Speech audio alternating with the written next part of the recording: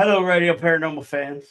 I'm just jumping up because we don't have an intro because StreamYard has changed everything and I had no freaking clue. So what I'm going to do is I'm going to sing a little intro for you because, you know, it is what it is. So Radio Paranormal, Radio Paranormal. This is the intro as best I got. Radio Paranormal. And let's welcome Jennifer. Everything has changed. I don't know what has happened. So no intro today because I'm just a horrible producer. It's all good. I hope you have the exit at least so we can have. We're gonna have something. I'm gonna work on it. So, how's everything going down there in New Orleans during Mardi Gras?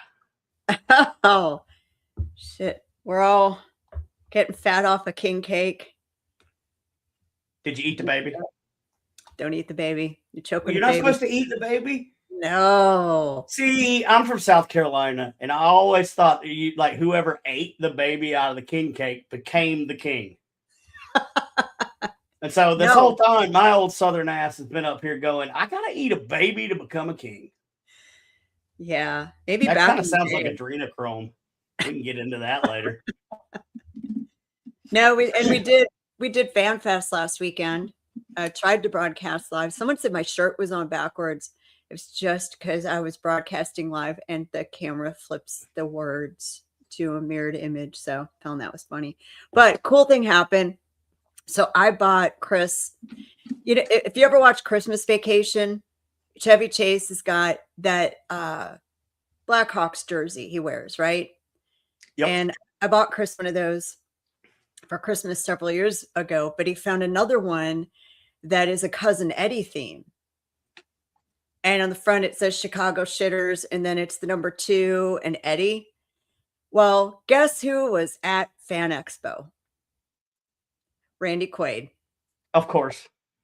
So guess who got his jersey signed by Randy Quaid? Oh, I believe that'd be Chris. Shitters full, Chris.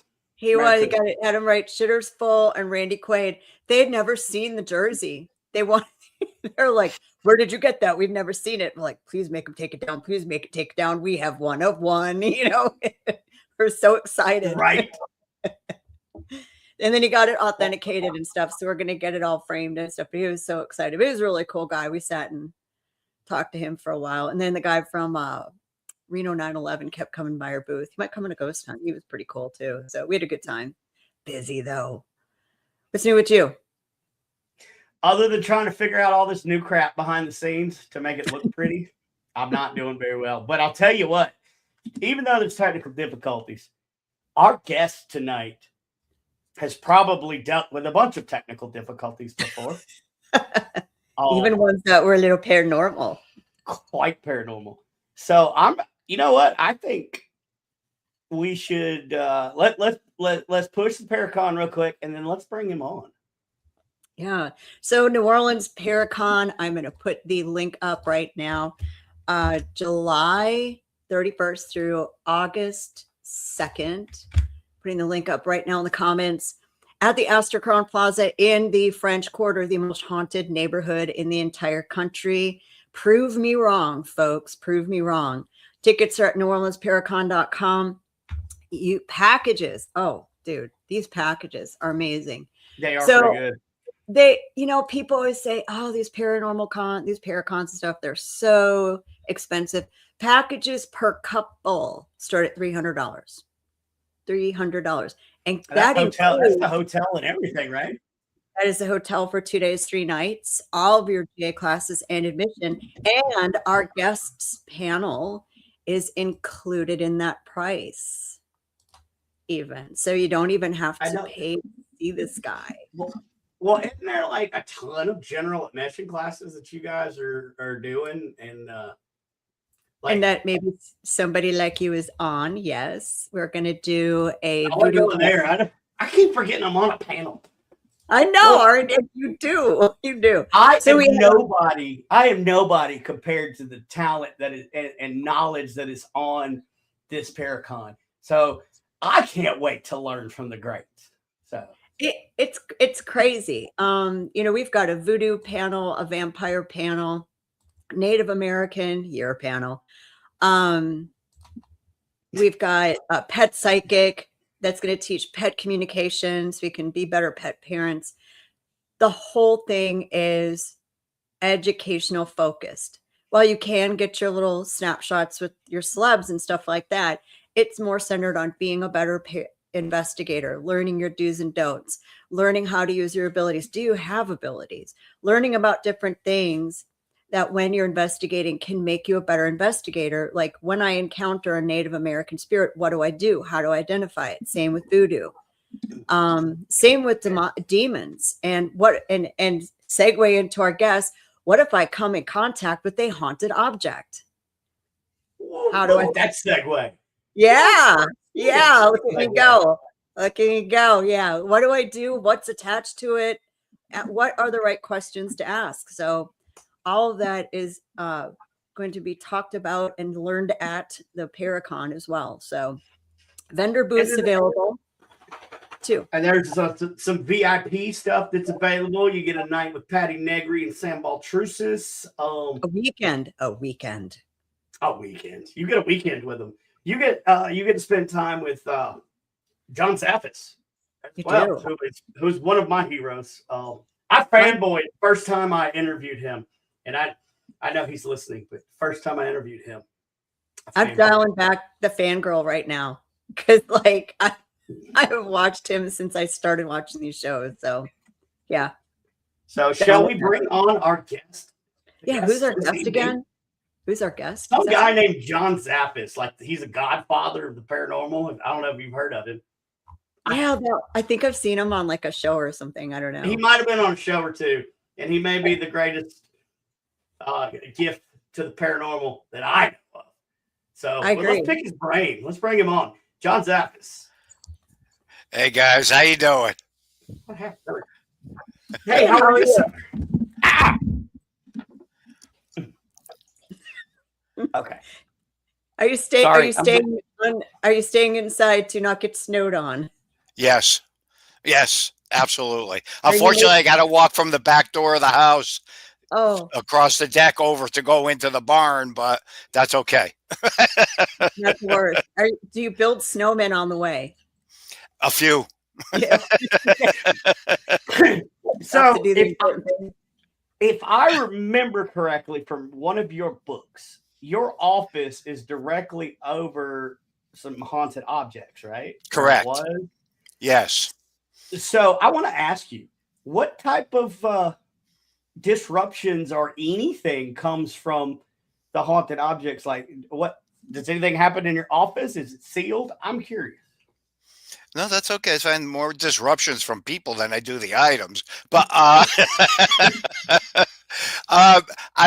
don't have too much activity that really occurs. The office is sealed. There's a binding. There's all kinds of things that, have been done with the office. I don't have anything that is really significant on a negative level as far as anything being haunted within the office. I keep all that on the lower level of the barn.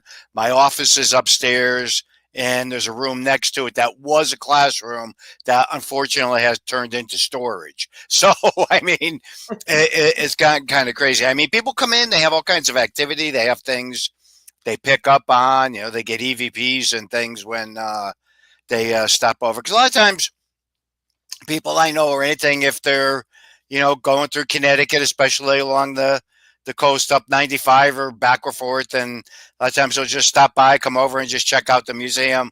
I don't have any problem with that when I'm home to let people in because I don't have it open to the public. So, okay. One of these days I want to get up there and look around. I would love to do that because I have questions. I can't remember the book. I've got it sitting next to me, but you were talking about haunted items. Items that haunt me, something. I can't remember the title. But you were talking about haunted by the things you love. That's it. That was it. It's almost like you know who wrote it. That's amazing. That would be my Rosemary Ellen Guiley. Um, and you mentioned salt a good bit. Yes. So, why do you think salt is such a good cleanser? Because I was reading about a mirror that you had gotten, and you set it outside for like a week, and you put salt on it to oh. Do you remember which one I'm talking about? If it's the one I remember, it's from up north, I believe, up in Maine. It's a huge one. Yep. It survived a fire, and they had it in a couple of other buildings, and it was causing a lot of problems. So they had gifted it to the museum. It's a very, very large one. The one I think you're talking about, Brian Cano and I are carrying it, and we're putting it into the tiny barn where I let things sit, and I'll do, Yep. prayers and do it. different things over it. Now, salt has been used in rituals for going all the way back, believe it or not. Predates a lot of different things. One of the interesting things with salt is it has a very, very high iron content to it. So therefore, we think that's what helps to neutralize some of the energy. Then the one we most normally use will be sea salt. Okay. And again, it gets blessed and everything like that. And a lot of people don't even know this, that salt is used in holy water. They actually put it in there. Yeah, a lot of, again, in the beginning, way back years ago, I didn't know it either till I watched a bishop doing it with them, and he's putting salt in it. And I go, "What are you doing?" He goes, "John, we always put salt in holy They water." do. I go, "Okay." Sure. I mean, it makes sense. Yeah. We work with the chief exorcist priest here on referred a few cases to them, and he's because of the ick we stepped in, we've seen him make some holy water for us, and I was like, "Salt, okay, all right." I've always wondered. So there's different kinds of sea salt. Does it matter? I use the white sea salt. I have a couple of friends with different practices that like to use the black salt. There is a Right. with that, they think that's very powerful, very strong.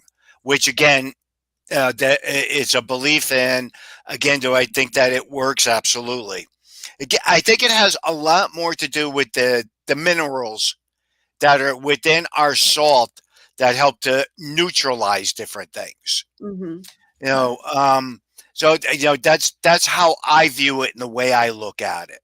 Mm-hmm. I mean, could there be another explanation? Not 100% sure, but that's one of them that I usually go by because that's what has been explained to me from a scientific perspective. The iron content of it is what helps to neutralize things.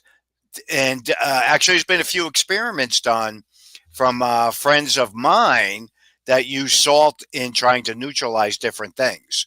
So again, and they saw a difference. So just like with anything within our field, we have our theories, we have our belief systems, but again, and that's what we go by. So that's what I think the biggest thing is with the salt. And a lot of practices use salt to cleanse as well. Absolutely. Yeah. Well, I mean, if you go all the way back, what was salt mainly used for? Preserving meats and protecting your meat. So I wonder if there's a basis in the protection from way back when people would cure their meats with it. I don't know. That just popped in my head. Maybe not. But. Yeah. Well, and then you look at minerals in different parts of the country. If you look at the soil makeup of some of those places, they do tend to coincide with activity because it seems to hold residual energy based on the crystals and minerals as well. Yeah. So it could kind of goes all the ways, I guess, for sure. Absolutely. So, I guess I need to ask a question that everybody asks you, but I'm going to ask it different. Because I was going to say what got you in the paranormal, but you were sort of born into it, I believe. Well, yeah, but even though I was born into it, I really didn't believe in it. It wasn't until I was 16 years old, and I had an experience at the foot of my bed. There was this black shadow form. It stood there, shook its head back and forth. I freaked out, ran down, told my mom about it. And I said, did it say or do anything? I said, no, it just shook its head back and forth. And she goes, well, Johnny, that, was my father, your grandfather. And he was very quiet, never used to say too much, but he would always shake his head back and forth. Then a couple of days after that, my grandmother passed away, and she lived with us. So that gave me, a substance to work with on how so many people claim deceased loved ones come back to help to help them to cross over. Mm-hmm. So I went up to go tell my uncle about it. I was telling him the whole story, and he goes, "You mean you never believed in any of this?" I said, "No, I thought you were just doing it to make a quick buck." Because I never had an experience, never had anything occur until that time framing. So that's what really changed it and set me off to getting involved with it. So how have you set yourself apart with how you do things from how you learned how to do things? How have you perfected, things on your own that you've come up with that maybe you didn't get from your aunt and uncle, or I don't know. I guess the majority of the stuff my whole thing is to, when I get involved with something, is to try to figure out what the heck's happening, why it's happening. Does the individual have an issue, or the piece of property or the item? Mm-hmm. And do what I can to try to figure all of it out. Now, I think an important element for any of us in this work is to keep an open mind. Here again, back when I got involved with all this stuff, you start talking about a poltergeist case, right away we thought it was devils and demons. Right. Where today I have a totally different understanding of poltergeist cases. It's psychic kinetic energy, and it's to build up around kids going through puberty. Yeah. Once it's over with, and again, a lot of things will just stop, and that's the end of it. And it has absolutely nothing to do with devils or demons.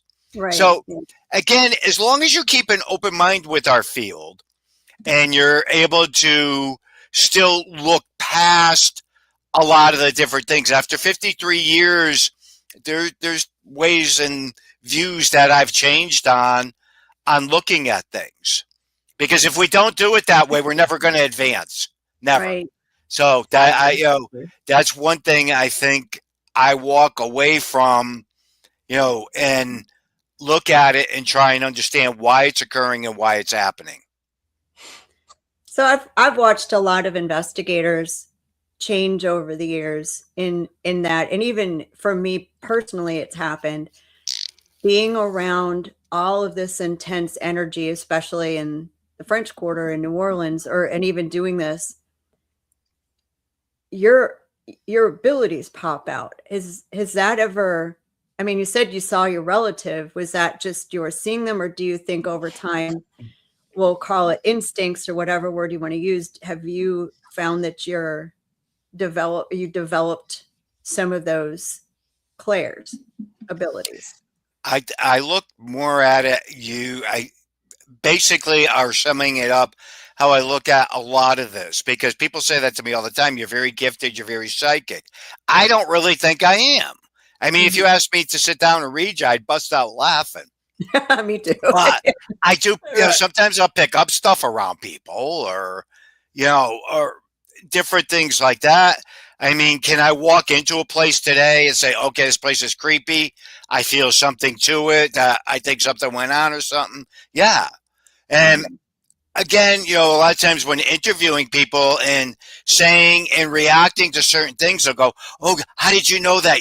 I go, no, it's just things that, after years, you just automatically asked it that way because, again, it might be tying in with something or being able to, resolve something. That's the most important part of it. Now, I believe in the collective energy from a ground zero point. And with these guys being down in New Orleans, man, that's a hot spot. I don't care what freaking anybody tells me. I've been down there several times over the years, and you'll laugh at this one little story. I was walking down with a group of people down, and we were walking, and one of the voodoo people came out of the store screaming and yelling and chanting, and I just stood there and I went, what is freaking going on? And then another person said to me, well, they're picking up something around you. I said, well, I think they just scared it away because I know I just got scared. If there was something around, hopefully they did get rid of it. But, with that, I got a wicked sense of humor. I'm always joking around and horsing around. Fantastic. Yeah, no, I because a lot of people always say, I always thought you were such a serious person. I go, no, that's TV land. That's if I'm working on a case or I need to be serious, then I'm serious. But again, otherwise I'm always joking and especially with all my friends and everything. When I'm with you and we're hanging around, I'll pick on you, I'll tease you, and that's my nature. And again, it gets you through a lot of things, and I think being lighthearted helps to break and discourage a lot of negativity. Yep, exactly. I do believe very strongly in that. So, sorry, go ahead, John. No, go ahead, bud. I was going to say, that's one of my tools in my toolbox is humor. When I'm investigating, I tell stupid dad jokes. I do, whatever, and I found that I get better interaction if I come and just joke and talk to them like I'm talking to you. But humor, I see people that like to piss the spirits off to get them to react. Yeah, and Not provoking. I couldn't think of the name yet.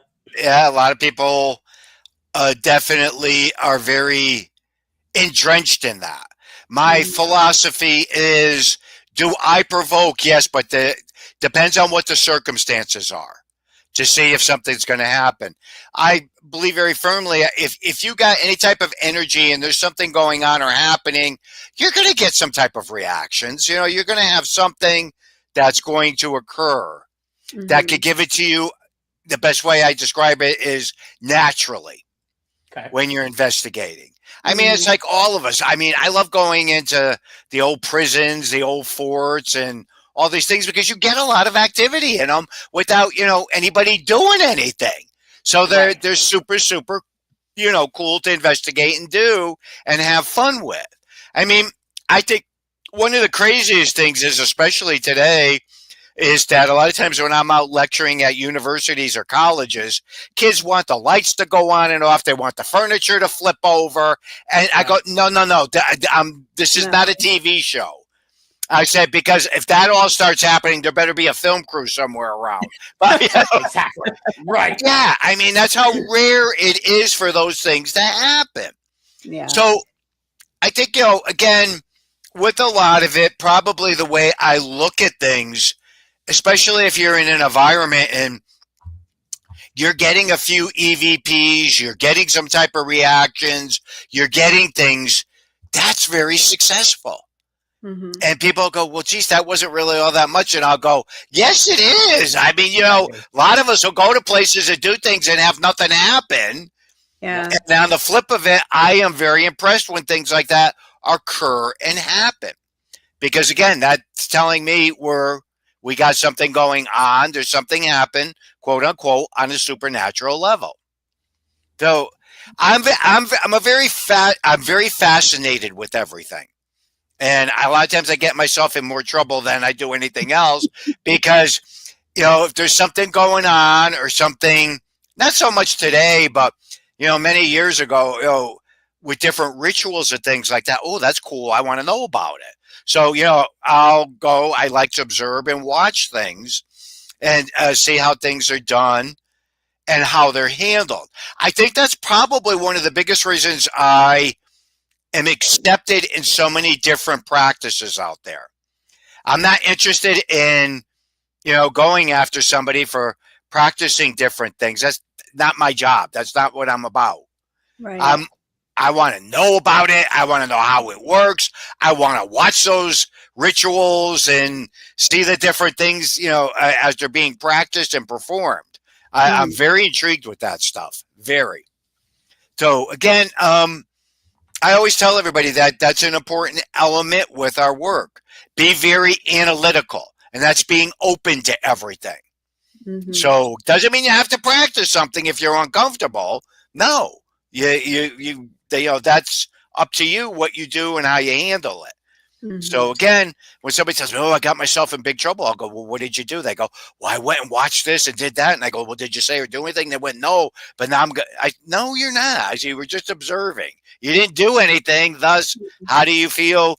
You just put yourself in, any type of situation where you're going to have something with you just from observing or watching or learning something to understand something. I have no issue with that whatsoever. And this is the kind of stuff I'm sure you're going to talk about at the Paracon. And this was the reason that Chris and I started it, is we do public ghost hunts 6 nights a week. We use humor too. I mean, my God, how bored would they get from us if you kept saying, "How did you die?" We play cards and things, but we say, don't provoke. What would happen if you walked into a bar and you started screaming and cussing at someone? It's the people. You should get some activity. Yeah, Well, yeah. maybe not stuff you want, right? Yes, but again, too, that's what, again, like we were saying earlier, when you go in to do an investigation or something like that, a lot of people are very, focused in just on the equipment and getting everything set up. And, a lot of times if you're doing everything very natural, setting things up and, some of the best EVPs we've ever captured have been when people were speaking or they'll be asking a question and then, and I'll go, I can't believe you captured that. And they're going, "Yeah, but we can't use that." And I go, "Why? It's a fantastic EVP." Well, they go, "Well, John, someone's talking before it and someone's talking after it." I said, "You just answered it right there for yourself." Okay. It's before and after. Thus, that was right in the middle. So you captured something that was significant. And they'll go, "Oh, yeah." So, but, again, it's learning a lot of those different things that occur and happen. And I'll tell you what. I used to get so freaking pissed at my uncle because a lot of times when I would experience something or something would happen, I get all riled up and everything and get all shook about it. And he would start laughing. And I used to I'd be, "Why are you laughing at me? It used to drive me crazy and everything." Now I freaking do that. I'm with people and they're experiencing something for the first time. I'll start laughing or something. The people go, "Johnny, it's not funny." And I'll go, "Yeah, but you're missing the point of it. You just had a phenomenal experience. You're experiencing it, not me. So therefore, to me, that's one of the greatest things to witness and see is somebody else having the experiences." Of course. We got here Haunted Nights Paranormal saying he was attending Wichita State University in Wichita, Kansas. He said he met you, John, there. Did a campus ghost hunt after your lecture. He said he really enjoyed you doing the college tours, and he said thank you for the experience. Well, I love doing campuses. I always have a blast because, and a lot of times student activities and everything will bust out laughing at me. They go, "Johnny, you're just like the freaking kids. You jump right in. You don't care. All of yous are, getting involved with everything. You're cutting up with the kids and, we're doing, that's the best part of it." I enjoy that because, people are, can be getting something out of it or having an experience with it. So I still do campuses and colleges. I don't book, like I used to because being out on the road after a while, that can really pull you down. Right. So again, I'm still doing them. Wichita, actually, I smiled when you brought that up. I think recently, over the past couple of years, they've been trying to get me to come back to do a lecture. I got to get that booked. I got to get out there.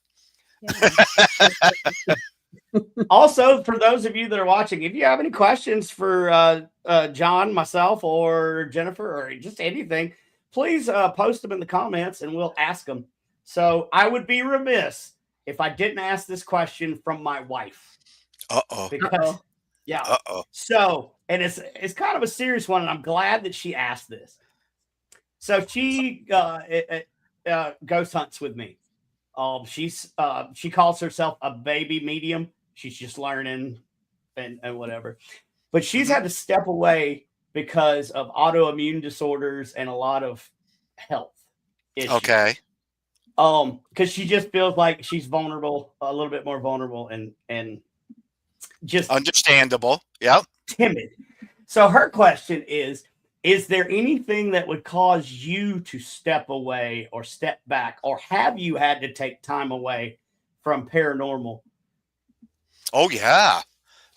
Over the course of the past 53 years, there's been times where, I've taken time off. I don't last long. That's my biggest problem. I'll say I'm done. I can't deal with any of this no more.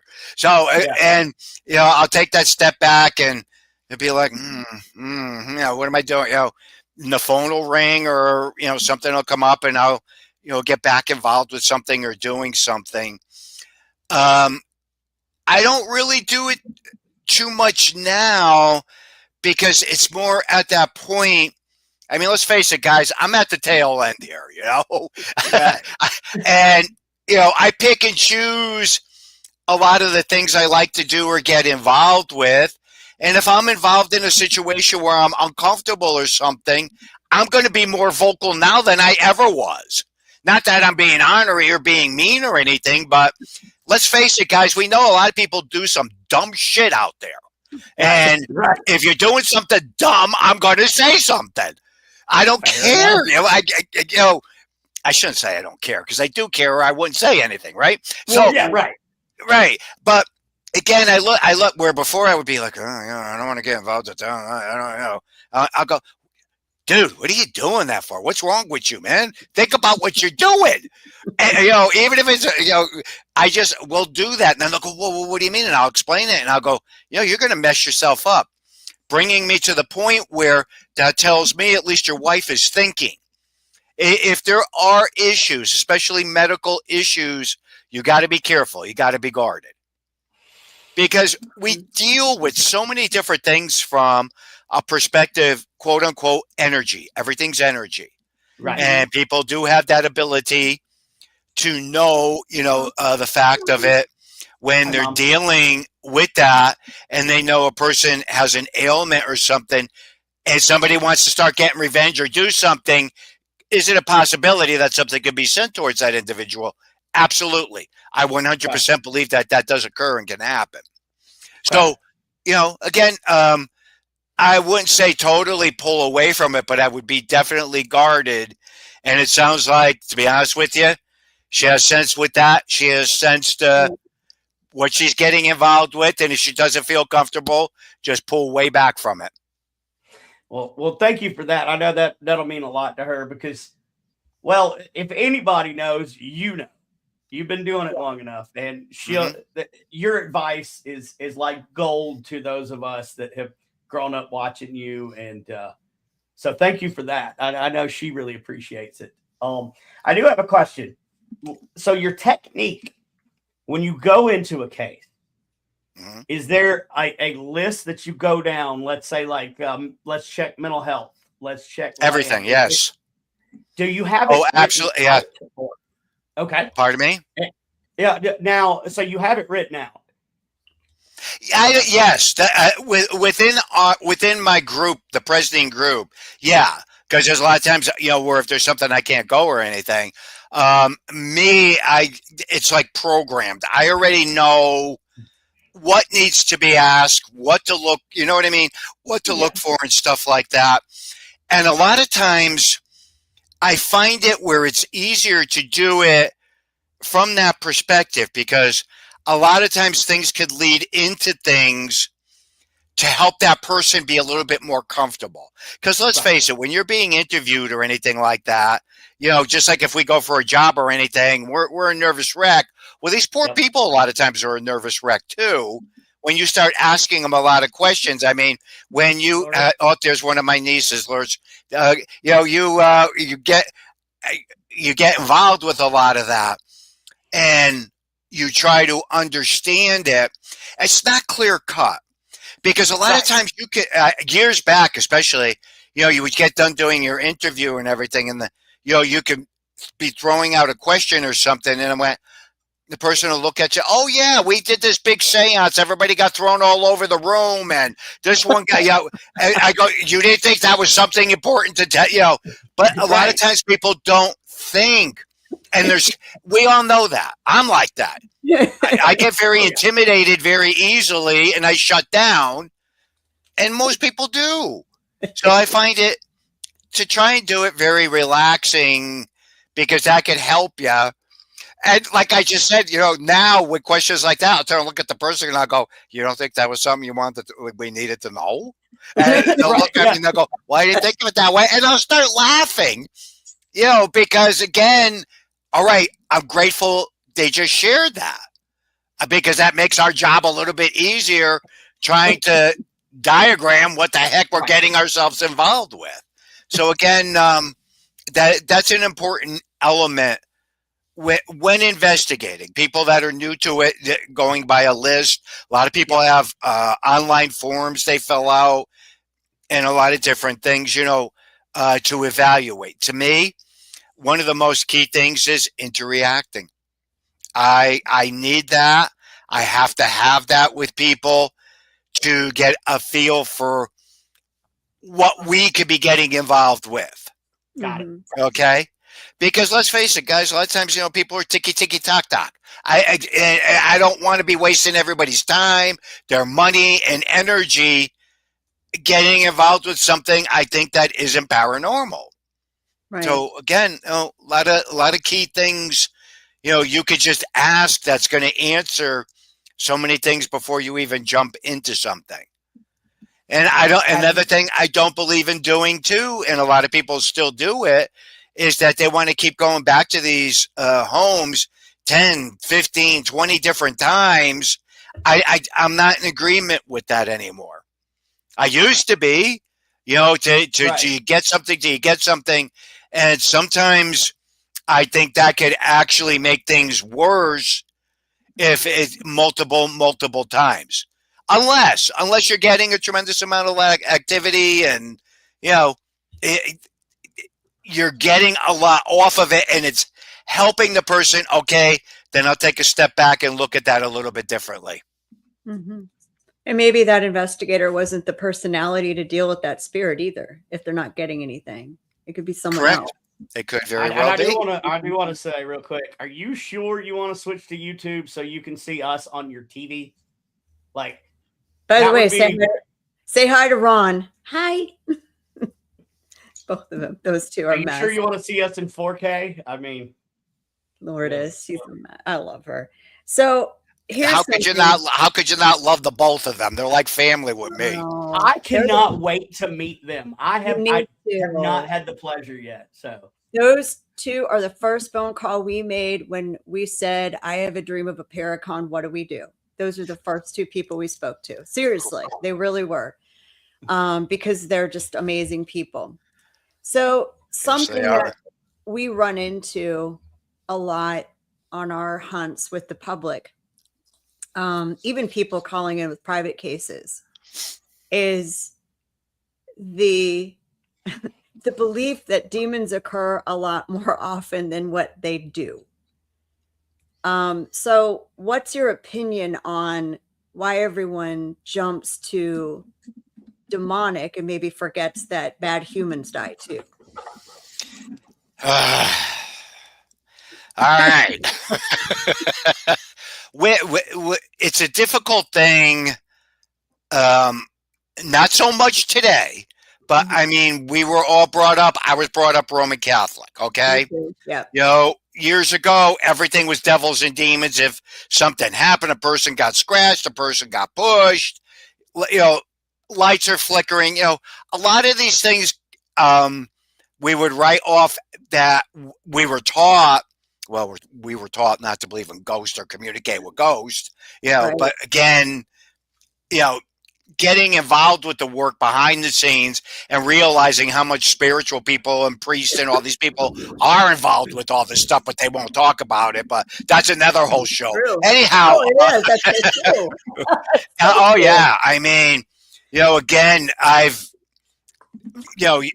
been involved with that where, again, just being at not a convention, but a weekend at a monastery, and there's all these priests, all different levels and everything that are involved with all this stuff. And I'm like, holy shit. They're just all talking about this. Yeah. And it's like, but they won't do that outside of the confinement of all that stuff. But again, I have to look at that differently now too, because we're in a different world now today too. You know, a lot of these spiritual people, not just priests, you know, all of them, they jump in and they get involved with something. They got to be careful of litigation behind the scenes now with people. Oh, wow. People aren't, you know, it's a different world now. So, you know, again, everybody has to be guarded and careful. Where the hell was I going with all that anyway? I know that I was riding passenger seat with you the whole time, brother. No, we were. So I think you were going to that. I think there's a surprise that we both grew up Roman Catholic, right? I did too. So there's when you get behind the scenes in that and you see what they learn versus what they say, it's like, holy crap, you really do believe in this. But I mean, the message to the general public is, don't worry about that. Be a good human in your life. And that's what we're talking about, because everybody's saying everything's demonic and evil. That's another way, you know, again, over the course of years, I look at a lot of things differently today. Mm-hmm. I honestly do. Somebody gets pushed, they get scratched, lights are going on and off, and different things are occurring. Doesn't mean it's something evil. If a person was mean and nasty in life, they're going to be like that in spirit form. That's what I say all the time. If they were an asshole in life, they're an asshole in death. Yeah, absolutely. And again, you know, it's something that I try to explain to a lot of people. You know, again, but you have to remember when you deal with people that are very, very religious, and I respect that, you know, that is what they feel they're dealing with. Mm-hmm. But it makes it difficult when a lot of us get involved with stuff and we know it's not something demonic, you know, to try and get a person to understand certain things. Mm-hmm. That's why I say a lot of times you have to take that step back and you have to look at the big picture, because I'm not interested in pulling people away, you know, from their Catholicism or, you know, Judaism or whatever they practice. You know, that, you know, they want to follow by that's perfectly fine. Again, it's done on a positive. So again, that's the way I look at it. But no, I agree. I think a lot of things that I see people classifying as being demonic or evil, I do not feel that it's that. I really, you know, a lot of times I don't. I mean, I don't want to ever, you know, when people tell me, you know, oh, no, I saw it on a TV show. And, you know, I cringe, because people don't realize that's entertainment. Yep. And you don't. I mean, I was even in shell shock, you know, years ago on, you know, understanding what you have to do. You can keep doing things and setting things up, because let's face facts, especially today. You know, somebody's sitting watching 1 or 2 or 3 episodes of a TV show. There's no EVPs, nothing's happening, everything's quiet. What are we going to do? We're going to post, don't watch it, it's boring. Nothing's happening. They're boring. They're terrible. Mm-hmm. And they could just be doing their job and still, again, you know, so it's a double-edged sword with the entertainment field within our field. You know, our work. We all know anybody that's in the trenches, like we all are, doing investigations and everything. That's not TV land at all. Not at all. Yeah. So, okay, flip side of that. And because for our team, and honestly, John, it's because of where we live, right? We live in the Quarter. We live in the French Quarter, lived here for almost 15 years.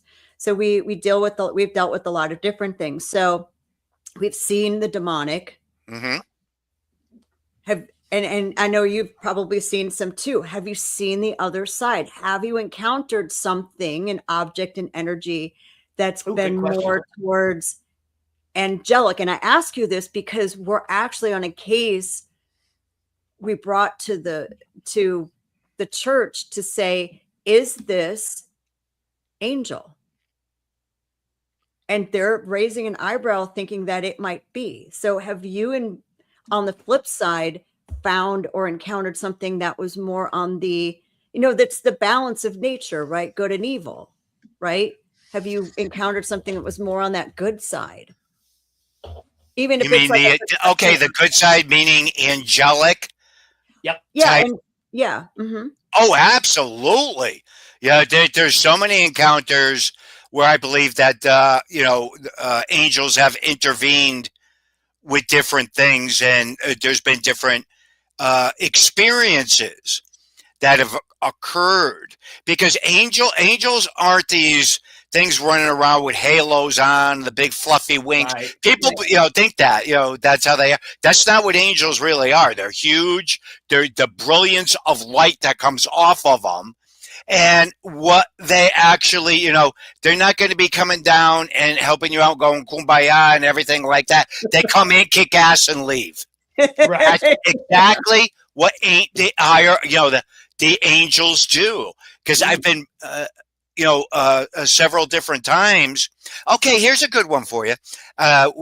Years back, when Ed and Lorraine were still around and they were traveling, we were over in England and Scotland, and on the Hill of the Seven Angels, I had this experience in the chapel. I believe very strongly in the power of prayer, and I still use that. So, again, this big this very piercing, weird sound. I went back out. My uncle looked at me, and I explained to him what had happened. And he just looked at me, and he went back in the little chapel with me. We were sitting there, and he goes, "That was angels." And I go, "Well, how do you know they were angels?" He goes, "Those were angels." And I went, "Okay," and he looked Right. up, all the statues, and looked at St. Michael's. He says, "Always make sure you keep St. Michael by your side when you get involved with the darker stuff." And I've always stood by that. Mm-hmm. So again, something that is extremely important with this, that I believe they intervene when they need to. They intervene when you least expect it. Again, I look at that probably on the flip end of it, just like I do with the demonic, if you will, on the same type of scenario. How many times you'll hear about somebody being in a car accident and they think something, angelic, an angel or something, pulled them out of the car, or they believe that it might have been a deceased loved one that pulled them out of the car. Who's to say that wasn't something angelic that came through that was able to help them out? But if they think it was their mother or father that pulled them out, that's okay. Yeah. Right. Yeah. I would never, ever, ever try to alter anything of that, because in my mind, I'm saying, again, could it be? Yes, it could very well be. And I believe very strongly our deceased loved ones can come back, and then they can go back to wherever they're at, whether it's up on the fluffy cloud, whatever, Right. And, and a lot of times when I say that to clergy friends of mine, they go, "John, we're not supposed to believe in that." I go, "Yeah, we're not supposed to believe in a lot of stuff." I said, Right. these things been happening for thousands of years, and you can't push it, underneath the rug. It's there. Yeah. So again, but I believe very, very, very strongly. Here's a good story for you, and I don't talk too often about it. Very, very good friend of mine that got involved with the paranormal. He was a psychologist, and he has a pedigree a mile long. And he was up visiting, and we were going. He always looked at everything from a scientific approach with believing in stuff and everything. And we had gone up to a shrine, a very Lord shrine up here in Connecticut. We were walking around and everything, and he was very big into photography. And he goes, "I don't understand why you believe in the angels or anything like that." And he goes, "I've never had any experiences or anything." And I looked over at him and I went, "Well, why don't you take some pictures and let's see what happens? You never know." Right. So he just looked at me, because he used to say that to me all the time. He goes, "You're whacked with some of these things, but," he goes, "every time you say something like that, I follow you, because you're usually 99%. All right. So anyways, we were driving back, and he was reviewing the photos he took, and he caught a couple of multicolored spectrums, and it wasn't reflections, because he, like I said, he was big into photography and everything. And again, today he looked at it a lot differently, and he's very, very involved with our field behind the scenes, and very tied in with the church, working with it and doing a lot of the stuff. So again, it was like one of those moments, and I could still remember it when he was showing me the pictures. I busted out laughing, and because he was a photographer.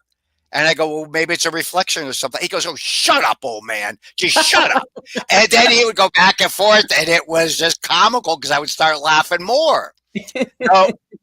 But it was something, again, when things like that happen from what most people refer to the angelic with the positive end, to me, that was verification for that young man, because that made him move forward in what his journey was, what his path was to follow.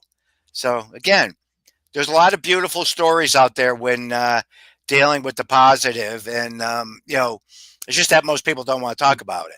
You're talking about this stuff, and you talk about the angels, everything like that. People fall asleep. All of a sudden, oh, the person was possessed, huh? What? And that is what happens. It So is. this brings up a really good question. So demons can possess people, after Yes. infestation and whatever.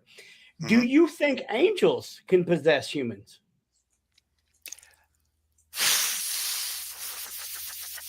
Would possess be the Okay. right word? Well, that's the only word I got for it. But Yeah. Well, no.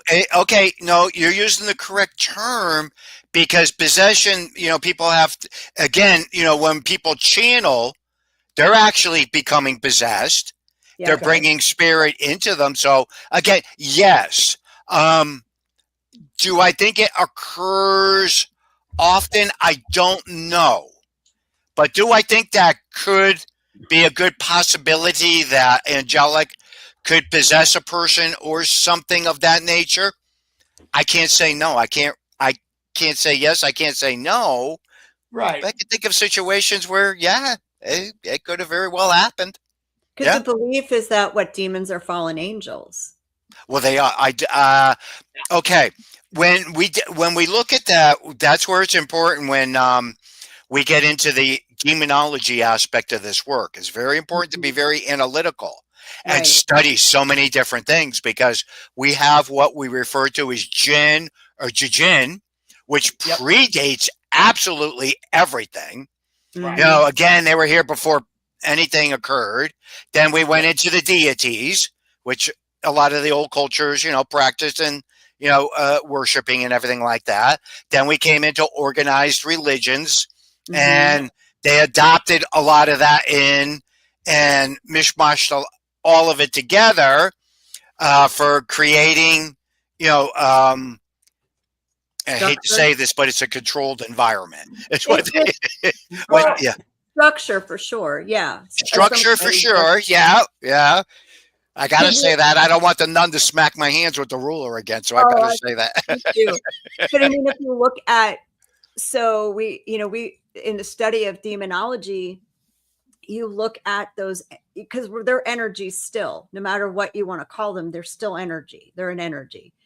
They would, and so when you think about, they go by many names, would that, and then the correlation to what they're associated with, the function could be based in Catholicism, but the different name could be Judaism or Muslim, or I can't say voodoo because they don't talk about that.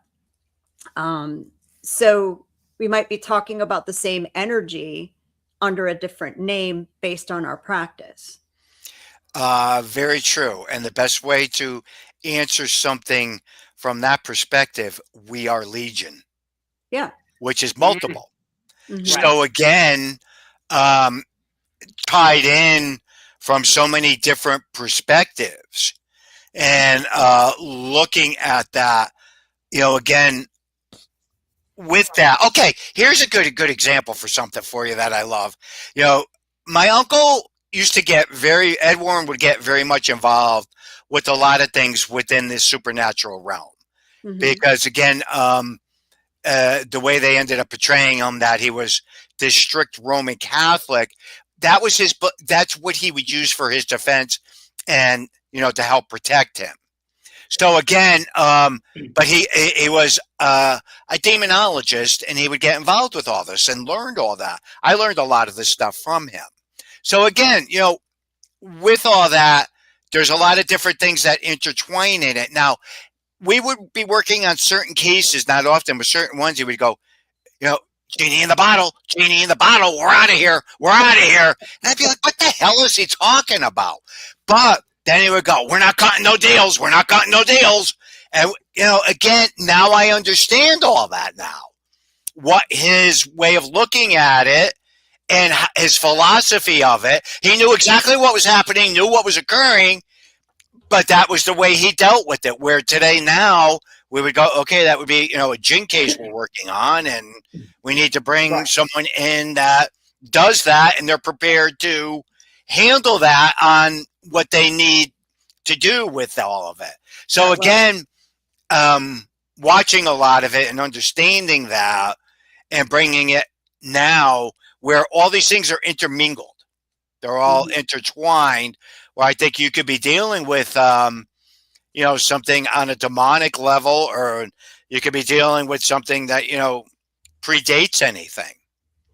So therefore, it's a wild thing to experience things. Are you guys familiar with Rosemary Ellen Guiley at all?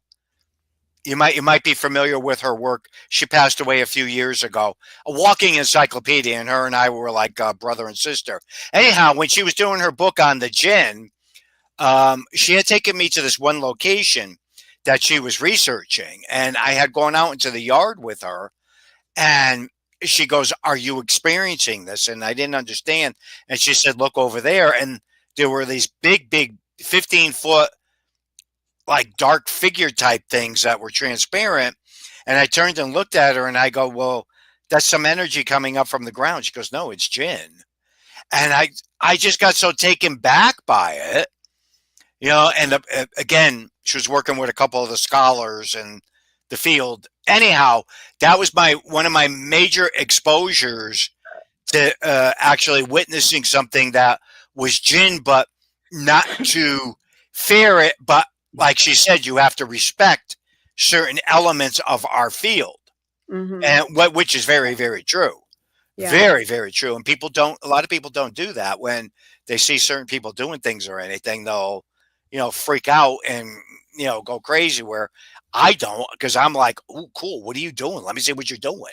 How are you? Okay. And, explain some of the things. And I'm like, okay, I think that's why I was accepted into so many different things in our field, and I've been exposed to a lot of different things, because I'm not interested in going into, try and convert people. That's not even my interest whatsoever. It's to understand and learn some of that stuff. So, and while we're on the subject of demonology and good and evil and whatnot, let's talk about the Dybbuk box.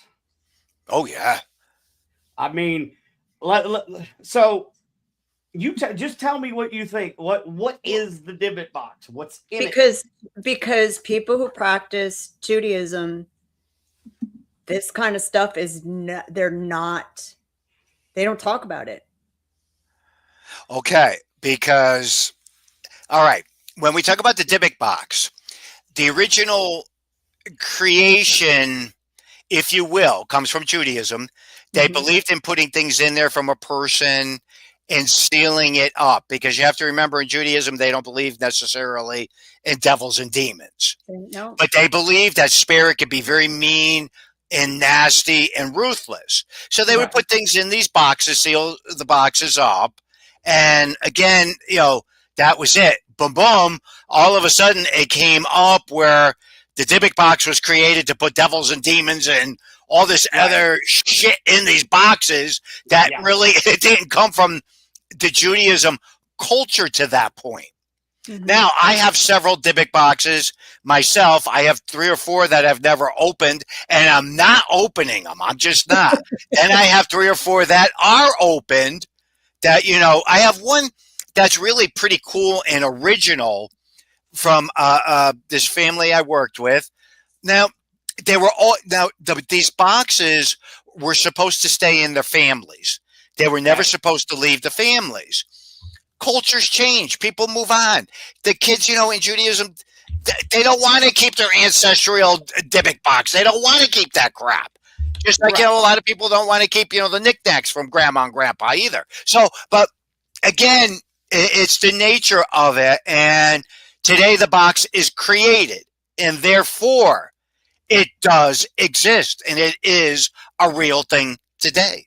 Mm-hmm. So, from creating and bringing those things to life, if you will, the only way I could think to tell that to you is the Dybbuk box a real thing today? Yes. No, there's no doubt in my mind about that today. And those are called just like medicine bags and healing bags and, voodoo dolls and all that. I believe in all that stuff. I have a whole bunch of legit voodoo dolls, Again, these things are done with intent and purpose. So they exist. They do work. I wholeheartedly believe in that. Mm-hmm. Yeah. So we talked about haunted objects. Are you bringing any? I'm sorry to interrupt you. I just had this idea. What are you going to bring to the Paracon with you? Yeah. Would you like to share maybe an item or two that you're going to bring? Well, everything else you just going to have to pay and come see it, but we'll give you we could say one thing or something you're thinking about if you have. Well, now that again, what I'm going to bring is this one Dybbuk box that was created by a Catholic person. Go figure. Go figure. Oh, okay. It's a small, because I'm not going to be bringing any large items or anything with me, because it's too much for traveling and things of that nature. But again, I do have that's sealed with wax. I've never broken that up. Has a little cross on it. But I looked at it, and the person that gave it to me, and they told me the stuff that they have, they put in it and everything like that. And I go, well, that's a Dybbuk box. I go, all right, now we have Christian Dybbuk boxes. Go figure. I don't know. Right. But that'll be one thing that I'll bring with me. Yeah, I'm excited about that. I've never seen a Dybbuk box in person. I live in the Appalachian Mountains, so Judaism's not very big around here. No, Catholicism and Protestants.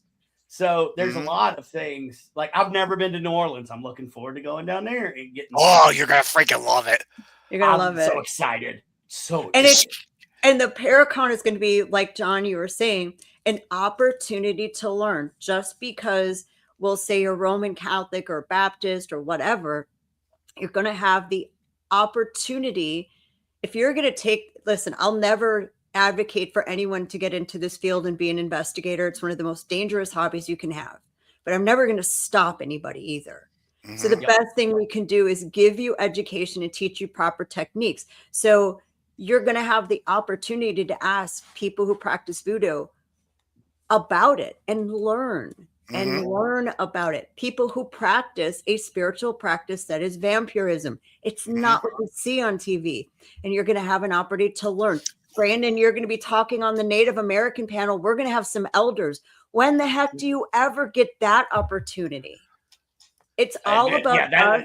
I've never seen that at a Paracon. It's a native. I'm going to show you these. He just triggered. I'm not going to bring these with me, but these came from New York. I was in New York City with Rosemary Ellen Guiley. She had a meeting with one of the very, very high practitioners with vampirism. Okay. And he had made me a set of teeth. Oh, sweet. Isn't that freaking cool? Sean, and Rosemary was doing her interview and everything, and he was, putting them in and everything like that. I'm looking at Rosemary, and Rosemary's just, don't get nervous. And I go, what are you inducting me into over here? But he just said, he goes, well, someday maybe we'll have you'll be a vampire. And I went, I don't think so. I said, but anyways, then finding out, and Rosemary was explaining to me who he was, and again, He That's made so those. cool. She goes, "You should feel very honored." I said, "Well, Ro, I'm very because I used to call her Ro. I said, Ro, I'm very honored, but I'm not wearing them, no. But I keep them, because again, it's just something cool. Look I keep them in my Dybbuk box. Yeah. I don't think I've ever shown those to anybody, but you just made me think about it when you That's started super talking cool. about it. It's a cool thing, and people need to learn about that stuff. I think Yeah. that's hilarious. We have some fangsmiths that are going to be at Paracon, or you'll have an opportunity to get a few more if you want to. So, so if you don't mind, I do want to I talk think about one pair is enough for me. Thank you. this one. Yeah. You don't need some with like rhinestones or something, a little blingy or anything. A little bling bling. So I just want everyone to know Paracon packages start at $300 per couple. Yeah, they do. That is And I was your gonna have all room. kind of cool pictures up and stuff, but they changed StreamYard on me. I can share them. So it's $300 per couple. One of the things we wanted to do, so many Paracons have a charity that they donate to. We're going to have charities there that you can donate to. So then our next thought was, let's make it affordable for people to come. And then if they want to donate to some of the charities there, they can donate directly. And then they know their money goes right there. So I'm going to bring up, Brandon, you're gonna share screen. I'm gonna try to do the thing. I'm gonna try to do the thing. Wait a minute. Oh, hey Tracy, I'm trying to figure out who Haunted Mama was, and I'm like, you sound familiar. So hey, Haunted Mama. Hey Tracy. All right, I got it up there. Do you got me up there? All right, let's pull this up here. So that is our RIP package. It is $300 per couple, not per person. It's 2 people, a standard king or queen room Friday and Saturday nights, all your GA classes. You can add paid classes as you want. You can get access to the vendor area as well. So, and then you can kind of add on from there. There's the VIP package. I'm going to share that one real quick. But the cool thing about the add-ons is, like, if you don't want to go to something, don't. But if you see something that you really want to go to, like John Zaff is speaking or whatever, and you see it's a paid class, you just pay for that class. You don't have to pay for like a list of crap you don't want. Right. And I like that. There's afterpay available. So if you need to break out, if this is like your dream vacation, right? This is your dream paranormal thing, and you want to break out the payments, you can do that. So we have another package. That's the VIP. It's a little bit more, still per couple, not per person. Again, it's a junior suite. Then you upgraded your room. You get access to the Friday night VIP meet and greet with all the celebrities, which includes an open bar for 2 hours and all of the drinks. Please don't get too drunk. We don't want you falling off the balcony. There's enough ghosts in the New Orleans area. Listen, if you do that, you're expected to perform on the ghost hunts. I don't know. Right. You're gonna have we're also going to open the whole Paracon with a voodoo ceremony for the 15 minutes before that starts. You're also going to have a sneak peek for 45 minutes of the vendor area. So the vendors can meet everybody. The speakers can meet all the vendors, which never happens because you're always so busy, which is a good thing. You also get a celebrity ghost hunt at the Andrew Jackson Hotel. Our opinion, from New Orleans Paranormal Society, the most haunted per square foot place in the entire city. Prove me wrong, folks. Prove me wrong. It's crazy. So that's another package, and that's got some kid spirits. And then if you want to do everything, I would get the package. There's only 6 more left. So you need to get them quick. Yeah, we've sold more of these than anything. While we're paying bills too, I see there's some comments about PTF. Yes, Paranormal Task Force is still around. It's Paranormal Task Force X. I am a member of PTFX. And I do want to say, check out paranormaltaskforce.com. We have some events coming up. We have limited tickets for sale. We got Pythian Castle coming up. That'll be fun. We've got the Kansas Aviation Museum coming up. We have an old Cowtown coming up. Yeah, Julie's a member too. Like we're still kicking it. It's just it has changed hands from Greg to KD Stafford. So there's just been some changes, but we're still out there. Please, if you guys want to come out and investigate with us, tickets are still available. And if you're looking for me for some strange reason, reach out to me and I'll let you know which ones I'll be at. So there, I had to pay that bill. Sorry. There you go. You want them, Jay? Here's our last package. If you want to throw that up there, Brandon. This is our platinum package. There's only 6 left. I'm floored. So 2 people. This is per couple. Again, the meet and greet, the suite, open bar, VIP access, 2 nights of ghost hunts. On Saturday night, you get to choose between a Masonic cemetery and a voodoo house. Reserved seating for all classes, swag page, and we're also going to have a VIP lounge. So if you've got that and you just want to take a break from people for a minute and you want to go sit in the lounge and recoup, there'll be a little place for you to do there as well. So those are all our packages.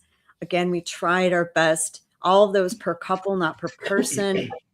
Just tried our best to make it a good learning environment and to make it affordable and approachable for as many people as we can. For sure. That's just been. And with the talent that is there, and the price point that it's at, you're not going to find this lineup.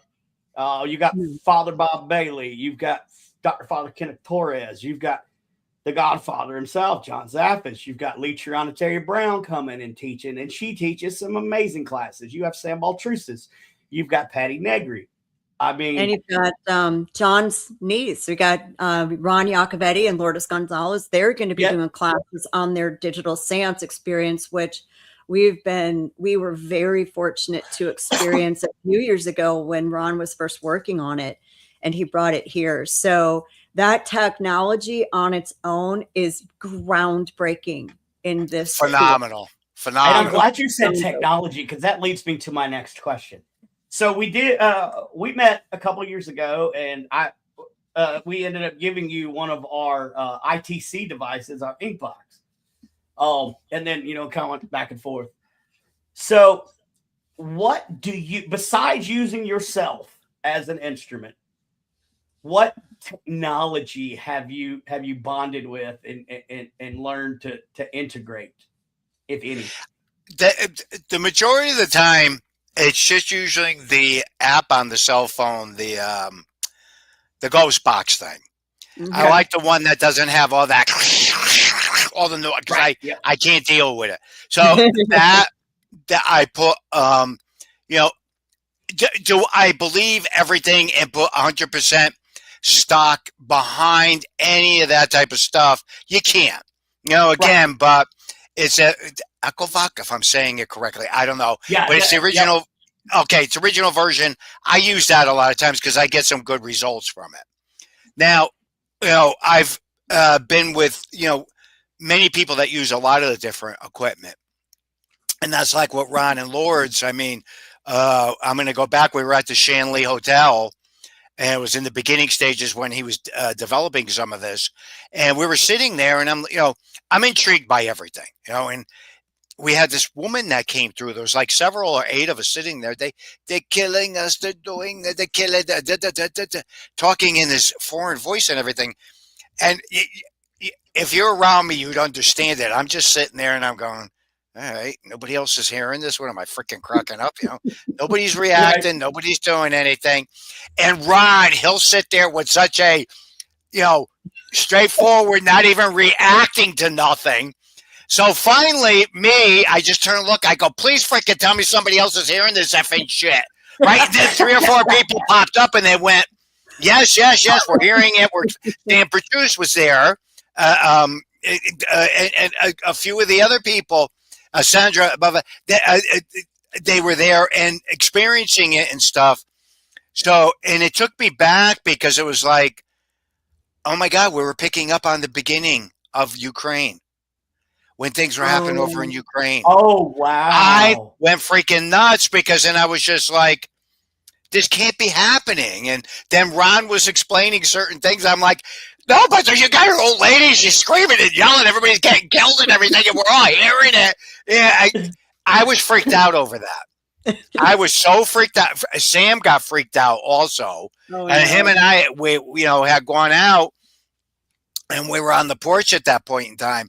And again, it was just, I don't think I'll ever forget that. Again, that night when all that transpired and that happened, and I'm bringing it up because of his technology and what I feel when dealing with the both of them. They're so sincere and so passionate on what they do, and I think it's fantastic. So again, people will get to experience that down there, and it's going to be cool. They will. And I'd love to give a shout out to the Shanley Hotel. That's Stephanie Smith's area up there. I love Stephanie to death. If you guys want to go to Shanley, like I do, hadn't been there yet, but I'm coming, Steph. Reach out to Stephanie Smith. And speaking of Stephanie Smith, this leads me to my next question.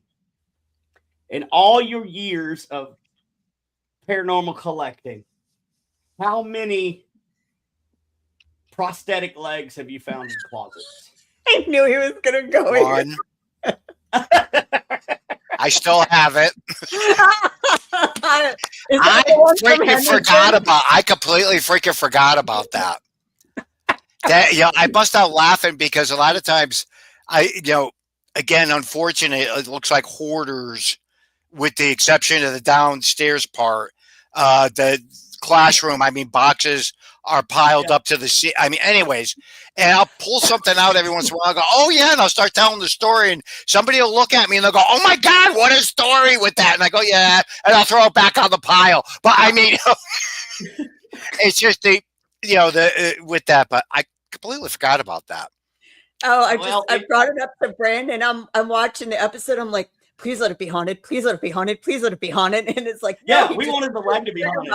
But no, there's something with that freaking leg. Yes. There is. I'm telling you, there was something with that. And but we were only allowed to use one item. We couldn't, if there was multiple, it would get too. Anyways. Yeah. But there was something with the leg. Well, because I think that's the Henderson, Arkansas, because I saw that the flask, you have a flask and a ring that they found in the pool. That was one that I had watched recently, and I was like, Brandon, you got to ask about the leg. Because it seemed like the leg was so glossed over. I'm like, there's something about that leg. There is something he didn't say about that leg. Yeah. Again, too, some, believe it or not, and I don't know if it's tougher now than it was when we were doing it.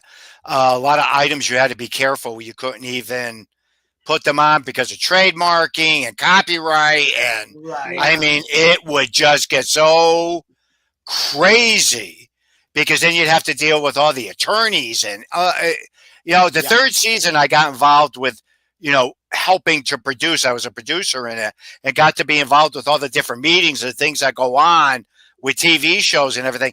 I finally started calling it the machine because seriously, all these parts have to fit together. You got to make sure everything's working. Sponsors aren't getting mad. Attorneys aren't getting mad. People aren't getting mad.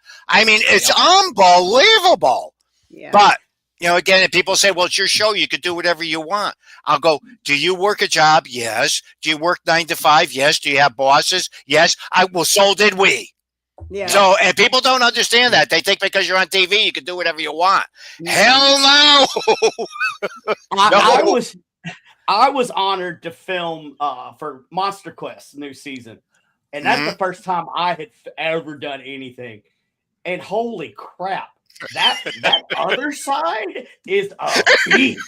I'm not laughing at you. I just, as soon as you said that, I went, oh, he got exposed to all of it. Yeah. Oh my God.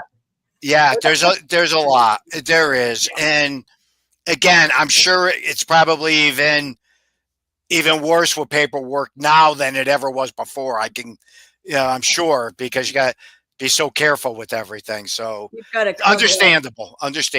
Yeah. And I guess I'll shout that out. So my show was last Friday. It's season 5, episode 2 of the all new Monster Quest. And it's actually a story. You were talking about Jen earlier. So the story that I told was an interaction between me and a jinn that happened when I was in Iraq in 2003 for the invasion.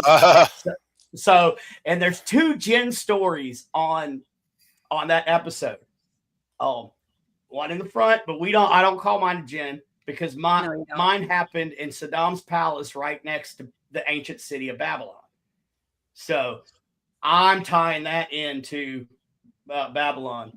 But the last one is a great story about an encounter with jinn, and the guy's name's Blaine Rohan. He's really good friends with Letriana Brown and them. So check it out. Like, all the stories on there are amazing. Actually, I remember that first story you told me about that. Yeah. As soon as you start talking about it, I'm going, I remember you telling me that now. Yep. Yes. And you were the first person outside my family I'd ever told that to. And Brandon, you and I talked about doing a show coming up maybe later this year on veterans and jinns, just the frequency of people have no idea.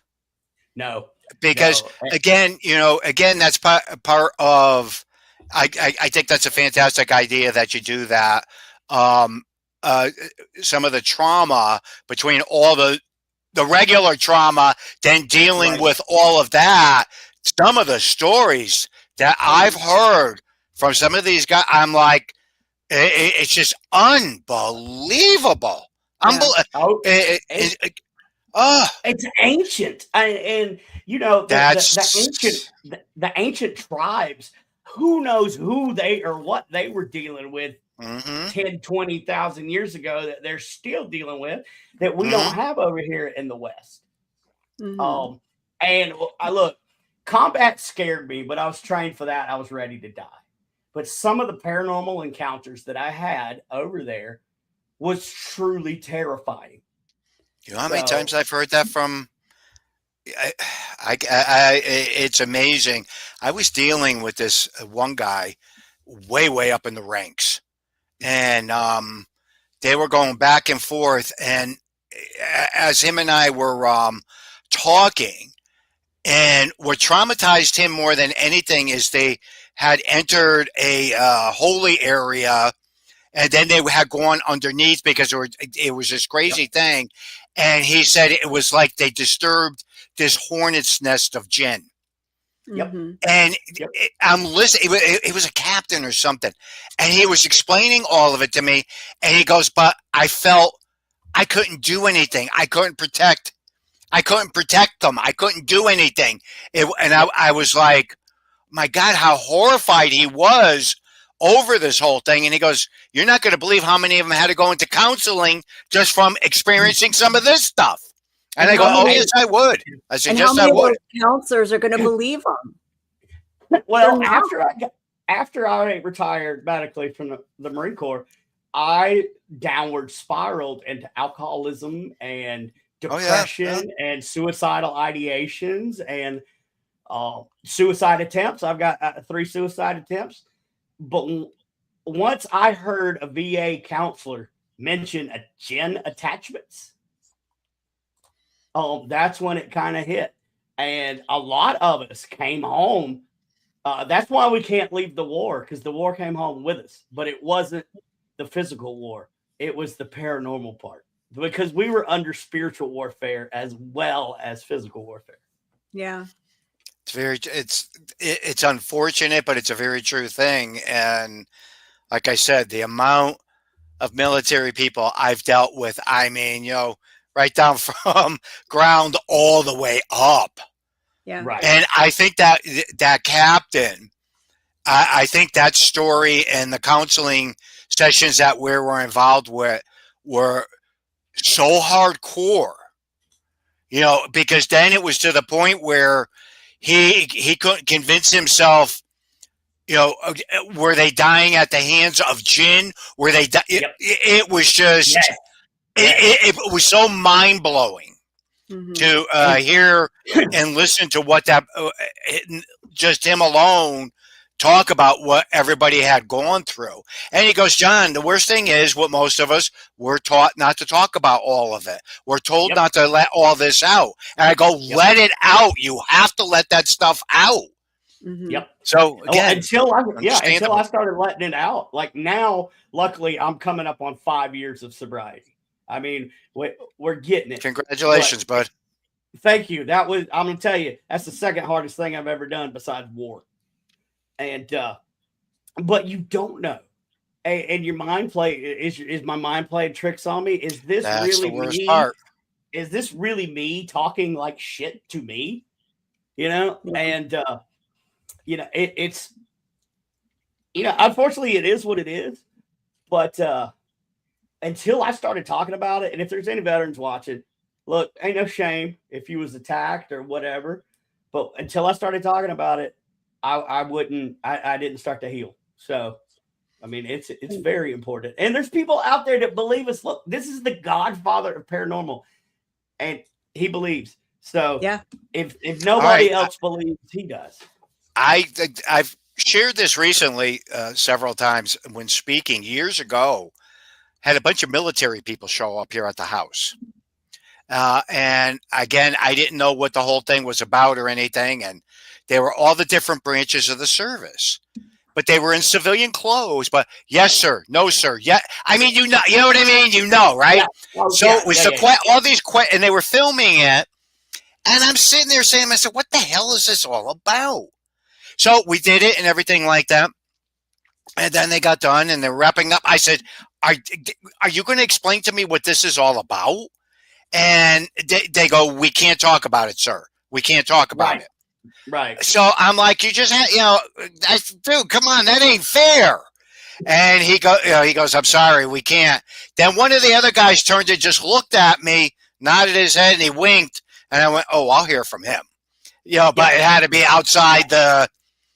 So, and I did, later on. Then I was talking to one of my other friends in upstate New York, and we were going back and forth. And I said, it's crazy with the military and everything like that, because she lived up near Fort Drum, and I had gotten involved with a couple of investigations. Anyways, so she goes, I got involved with this project that they did with this taping and everything. I go, what?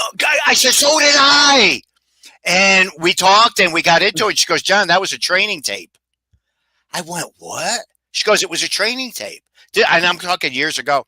Yep. So over the course of years, I had several people say, I swear I saw you in this tape when we were going through training. I think it was, I go, that was me. And they were going, do you know that there were certain, we would be trained to what to look for, what to watch for when it came into this stuff, because nobody knew exactly. I went, are you kidding me? And he goes, no. 100%. He goes, I'm serious. I went, okay. I said, well, that was an honor for me. That was a very high honor. I don't know if they still do it or not. Over the past several years, I haven't heard anybody mention it. But. I know that it's pushed heavy in the SF community and the Black Ops community.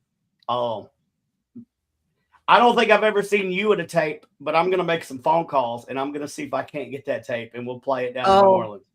We got to do it. I would bust out laughing if they did, if you could get your hands on that. My good friend that I'm talking about is Stacy Jones. She was upstate New York and she was a cop. Do I need to tell you anything else? Anyway, she would kick ass and ask questions. But, again, she goes, as a matter of fact, she says, I threw your name out there. I said, they never said anything. She goes, they're not gonna. And I was like, oh, man. I said, but if that, because I had said that to a couple of my friends that were in the military, retired, higher ups. I said, I'd love to get I'm not getting involved with that. I'm not. I said, I just like to see the tape. That's all. Maybe you need to enlist and you'll get to see it. Well, I'm trying to get onto Paris Island to investigate. Oh man! So I'll reach out to you, Johnny, because we've already investigated Fort Leavenworth. So, and we do that quite often. One of the guys that's with Paranormal Task Force is active Army, and he's stationed at Leavenworth, and he gets us in there a good bit. So I'll keep you posted on that one, because I can tell you from experience when I was in boot camp that the rifle range is haunted as hell. Wow. Like you would see recruits in the middle of the night doing fire watch, and there's nobody there. Like crazy. Oh, it is freaking crazy. I remember there was this one time I went with my aunt and uncle. We were down south, and they had sent a car over to come pick up Ed and Lorraine to go onto this. Anyways, we went to the fort and everything, and there was this one house. Jesus, where all the soldiers sleep. Everybody sleeps in it. The dorm. Barracks. I'm sorry. It was shut down. They had to shut it down. It was so freaking haunted. Yep. Oh wow. So I'm like, no freaking way, right? And Lorraine went in there and she did, she walked around and did everything. We had to sign off on that too. We could never talk about it. We could never disclose it. We couldn't bring nothing to the forefront. I'm like, I said that is such a good story. And again, too, I remember Lorraine just turned and looked at me. She says, well, dear, she says, as long as we were able to help and they were able to make a few decisions, she goes, that's what counts more than anything. Yeah. I was like, well, all right, you're right. I said, but man, that'd still be good to have that. Right. Again, stories like that, people never hear about that. I mean, again, behind the scenes, and all she kept saying was, as long as we're able to help a few people out. Then she went to go talk to a couple of them that were in that building and they were moved into other buildings to help them out. Mm-hmm. None of that ever went public. Nothing ever got talked about. But again, good story. Fort Bragg shuts down the World War II. Well, I don't know if they're still there, but when I was going through jump school, we stayed in the World War II barracks, and they ended up having to shut them down because of hauntings and poltergeist activity. Which kind of makes sense. But, so no doubt. A lot on bases. People don't realize that forts and bases, and man, oh man, there's a lot that goes on. A lot. So I don't know many. Go ahead, Jen. Sorry. In all of your years of the things, I know you said that you had to take breaks. This is something I think a lot of people don't hear about. Have you ever experienced what I call the paranormal hangover? Oh yeah, that's a good question. Meaning feeling the next day like you got the absolute dog crap kicked out of you, feeling like like symptoms, do you get like food cravings? I get broth cravings after. No, it's more again, I think Lord just said it too. It's more of an emotional thing. Yeah. And things will bother me. Yeah. And it will ramp up.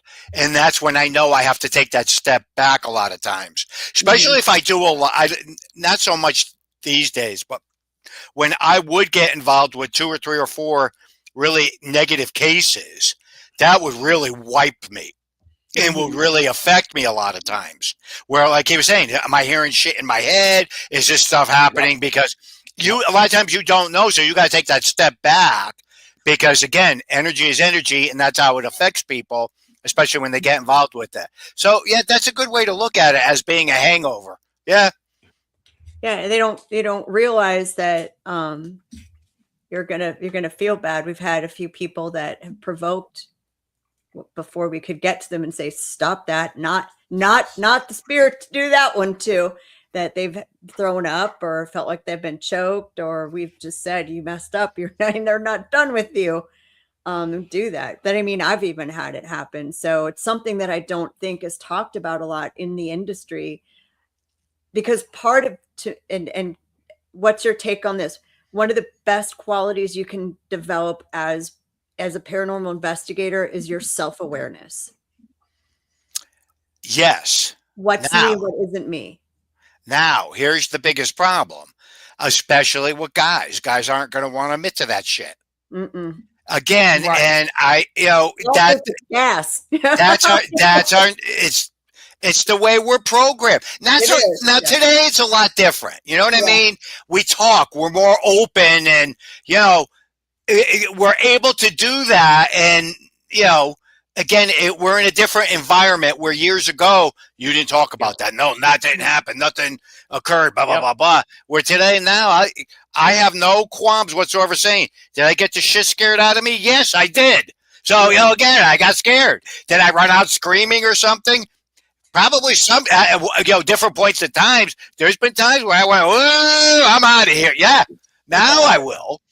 Yeah. So again, I think it's important to talk about that because that's part of the clearing and healing process to bring all that stuff out to the forefront. And you know what? I don't worry about what people think. Because I lived it. I went through it. I know what happened. You don't believe it? Oh, well. Yeah. Again, that's how I look at a lot of things now. I don't have an interest in proving or disproving different things. I just don't anymore. Just don't. And again, a lot of the stuff I can't prove. So. Well, but a lot of people who believe in the paranormal have had a personal experience, and that's part of it.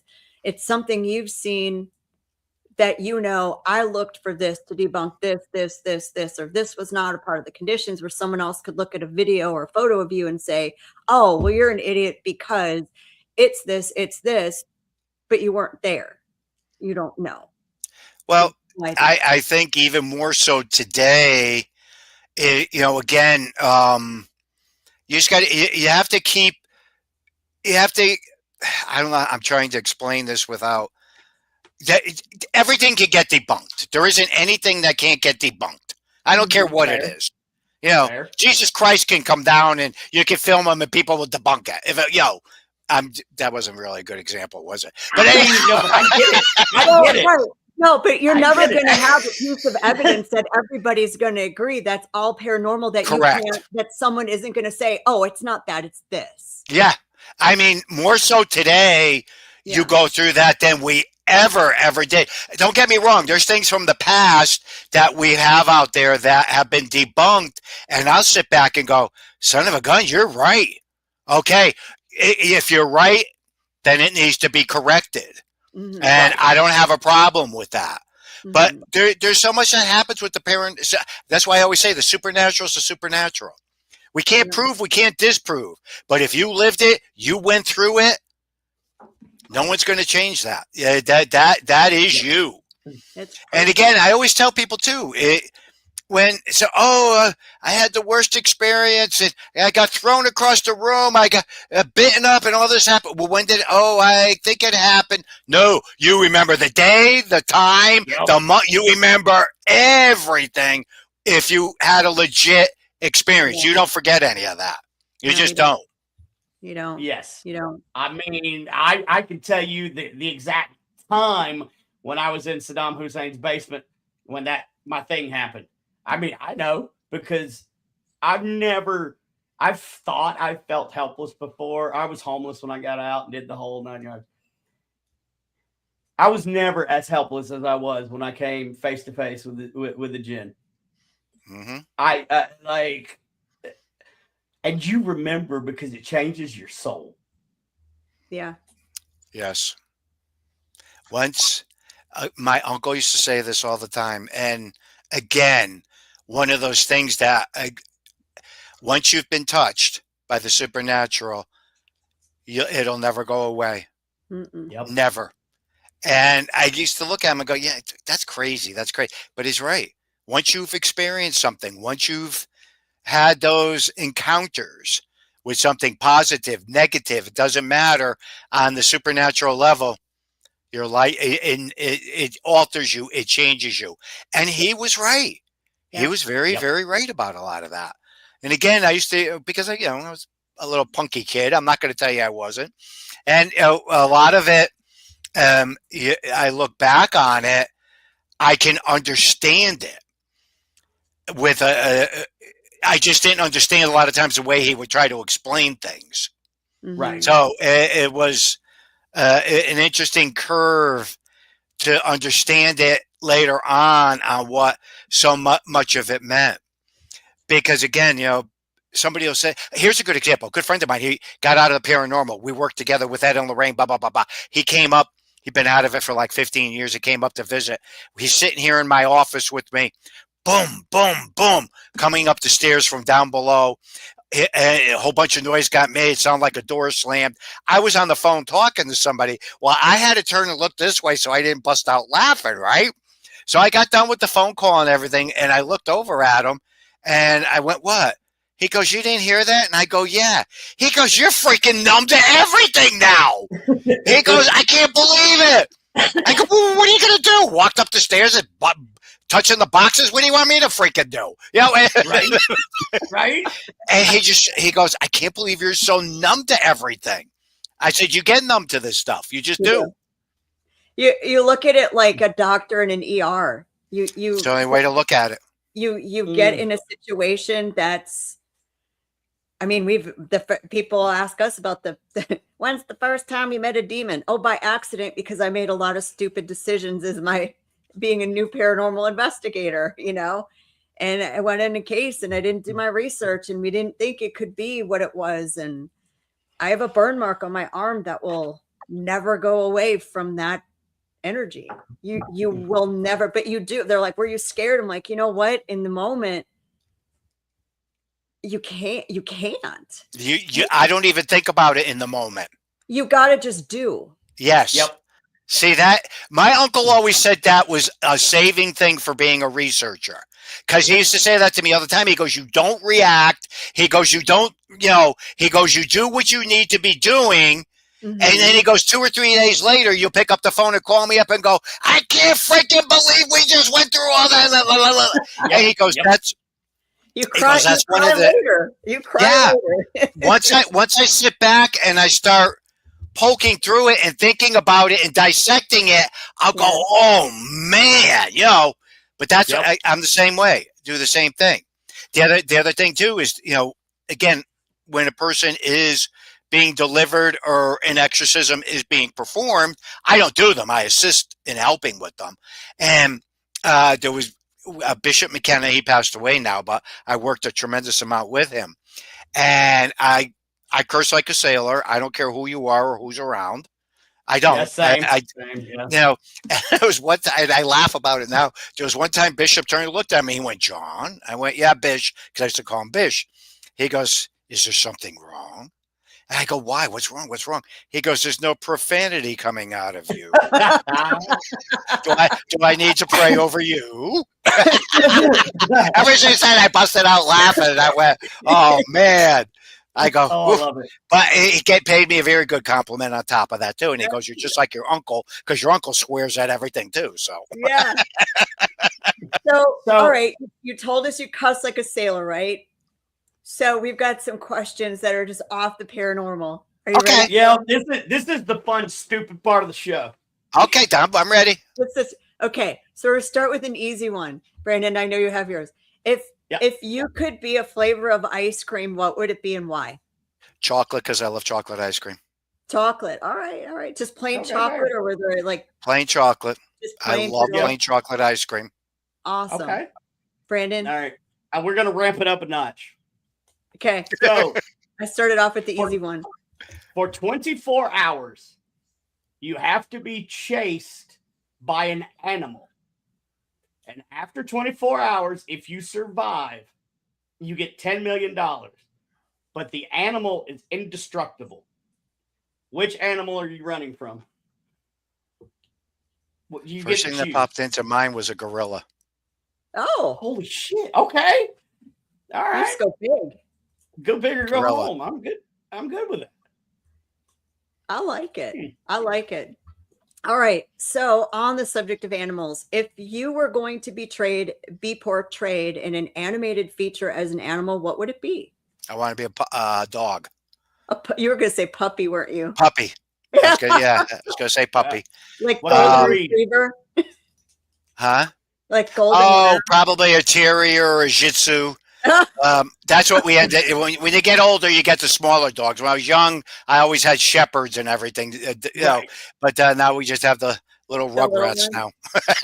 I love it. Brandon, you got yours. Okay. I got one. No, I don't. I lost it. I had one and then I just lost it. I try to make these up on the spot to keep them fresh. So sometimes I hit and sometimes I miss. So Jennifer, go ahead and I'll keep thinking. Okay, what's your life's theme song? If you could have a theme song playing in the background every time you appeared somewhere, no copyrights, what's the song? Did It My Way. Oh, I love Sinatra. You know that's funny. But it's tough with me because I love Elvis and I love Sinatra. Yeah. Okay, you'll love this real quick story for you. We got stranded in the airport, Dustin Perry and myself. So Dustin rented a car and we were driving. It took us 17 hours to get there. All he would play off of his phone that was hooked through the system was Elvis Presley and Frank Sinatra. After 17 hours, we got out of the car.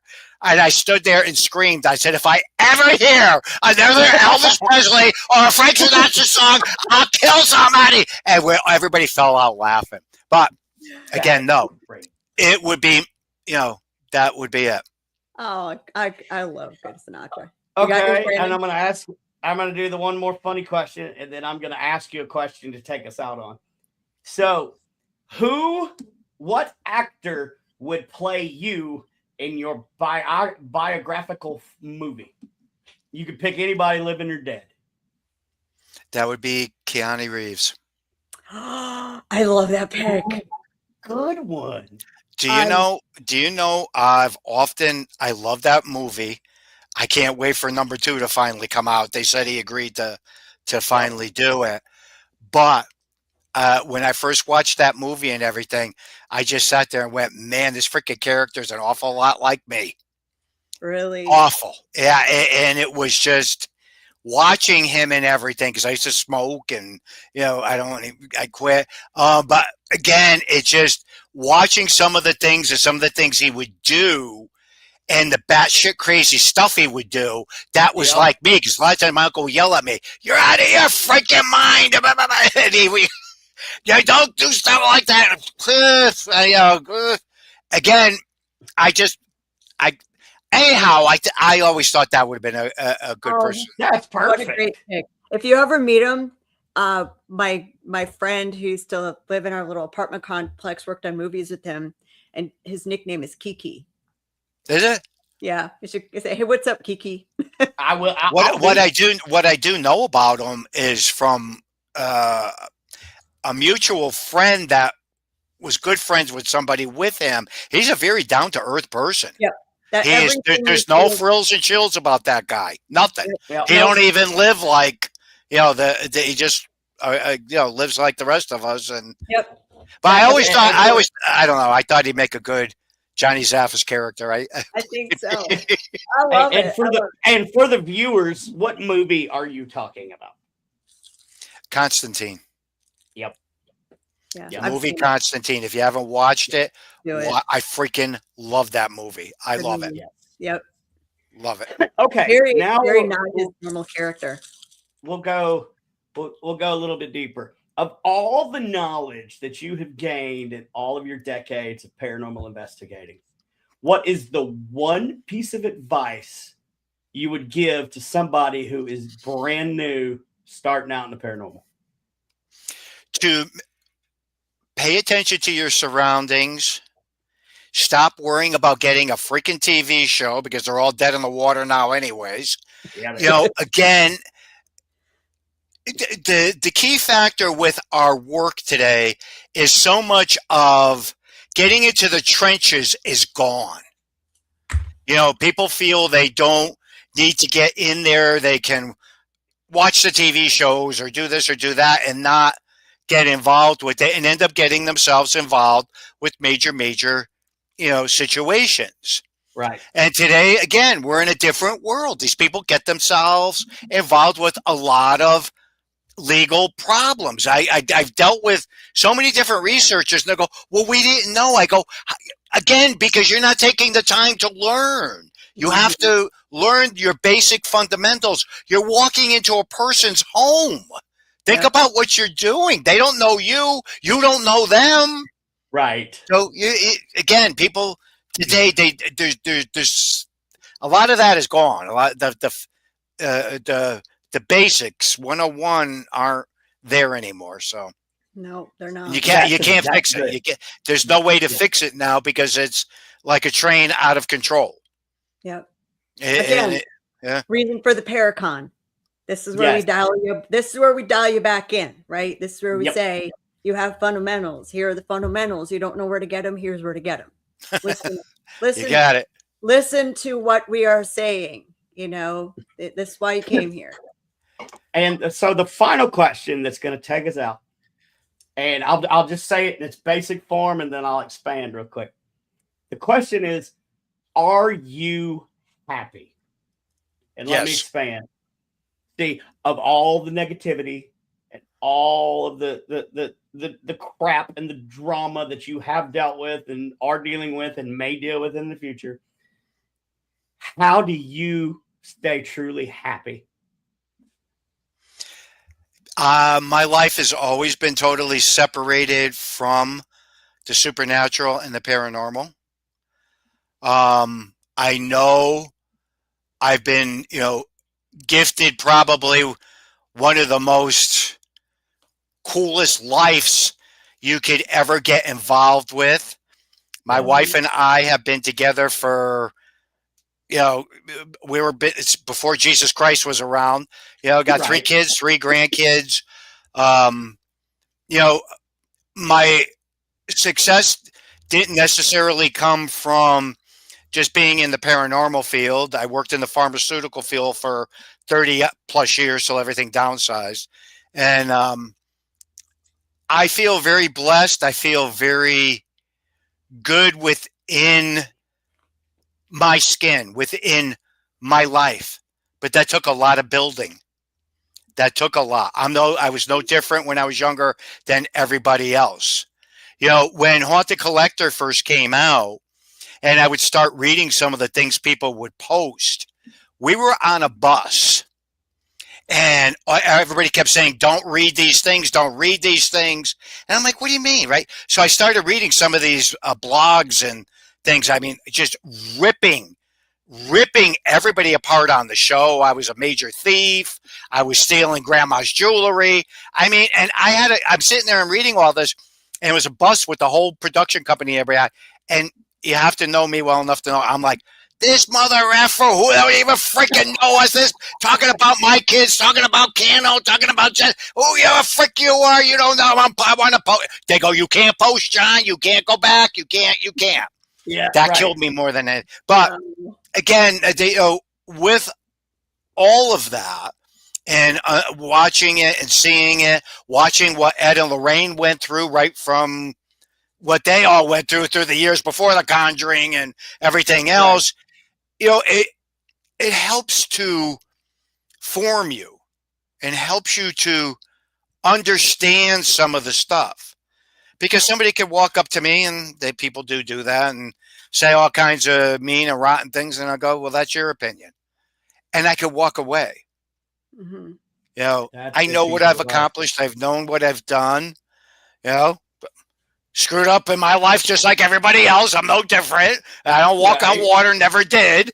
So again, I'm very, very, very comfortable with my life. I did it my way. Back to the song. I love it. I love that. I like that. And that's, there's so many nuggets of wisdom in what you just said. I hope people take that to heart, because the biggest thing to me, well, as a shaman and a paranormal investigator, is if you can't be happy in what you're doing, then you're going to destroy yourself. Mm-hmm. And a lot of people do. Yeah, like if you're in this to, like Johnny said, to get a TV show or to be famous or to whatever, you're in it for the wrong reasons, and eventually the paranormal is going to let you know that you're wrong. It will destroy you. It will 100. destroy you. Yep. And that's the other thing that I try to get people to understand. You're not going to become a multimillionaire off of this stuff either. It's just, there's only one person I know that became very, very rich and famous, and that's Zach. I mean, but again, the man is brilliant for business wise behind the scenes. He knew what to do, how to do it. Yep. And, Yep. you know, again, you can't take that away from the man. So Nope. again, like I said, I know that, and I respect it, that I know I had a very, you know, gifted type life. I know that. I know a lot of husbands and wives, they don't get along because one of them's in the paranormal and the other one doesn't want to do it, don't want them going away. And, you know, there's all kinds of issues. And, you know, I'm a very, very grateful person at this stage of my life at where I ended up. Yeah. So I can't complain, or, you know, I never thought I'd ever see the day where my wife and I just sit on the couch, or she'll be sitting in her recliner and we'll just talk about the crazies. She never got involved with the paranormal. She always stayed out of it. She didn't want any part of it. But she asks me more questions now than she ever did. You know, we'll be sitting there watching something, and I'll just look at her and I'll go, "Well, how do you even know that?" She goes, "Well, I used to pay attention to some of it that you were getting involved with." And, you know, you know, and I'll just bust out laughing, you know, when she'll ask some of the questions. Then when she'll ask me anything about the darker stuff like that, I'll look at her and I'll go, "You don't want to hear it?" She'll go, "Nope, I don't want to even hear about it. I don't even want to know about that stuff." So, well, thank you so I much. did it my way. So funny story about that song. It's already in my living will, and I've told my wife, when I pass away, that's my death song, is "I Did It My Way" by Frank Sinatra. So, great. Thank you so much for, like, normally this show is an hour, and obviously we have gone 2 because this has been an amazing interview. Thank you for taking all that time with us. You're very, very welcome. I enjoyed it. It was great. I cannot wait for the convention. We're going to have a blast. Yeah, we are. We'll be hanging out down there, running around, seeing what's going on and everything. And it isn't spring break, is it? No. Good thing. Woo! Oh my gosh, I can see a whole bunch of people just all everywhere partying. Right. Rocking. All right, guys, have a good night. Thanks for having me on. Thank you. We'll see you guys shortly. Again, Johnny. Yes, Take sir. care. Have a good evening. Yes, sir. Bye-bye. Y'all, that was a wonderful show. Let me pull him back into the back. It was such a great show, and I appreciate him taking so much time. We said, could you do, like, 15, 30 minutes extra? It's like 2 hours. So yeah. So I mean, but it was a good show, and I think we asked questions that I haven't heard asked before.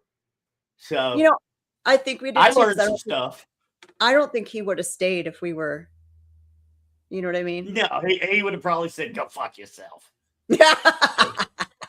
I saved it for the end. I dropped the F-bomb. You did. Y'all, thank you so much for watching Radio Paranormal. I still haven't figured out how to do the endings or any of our intros or outros. So what I'm going to do is what else do we have? We got like 2 minutes left. We do. You know what? I can play if I can find a, what is this one? Here we go. I'll have to find it and re-download it. But. Wait. Okay. We can share screen about the lineup of our guests coming up. Yeah. Let's do that. Once you share screen, I'll pull that up. Because it really is an amazing lineup, especially to learn. And it's got so we're mainly going to be spending time on our guests that will be at the Paracon. So you'll get to know a little bit about them, and maybe a little bit about who they are, what they do outside of what you have seen. And that way you know that they're just like you and me, and you don't have to like fanboy or fangirl. Just walk up to them, and if you have a question, ask.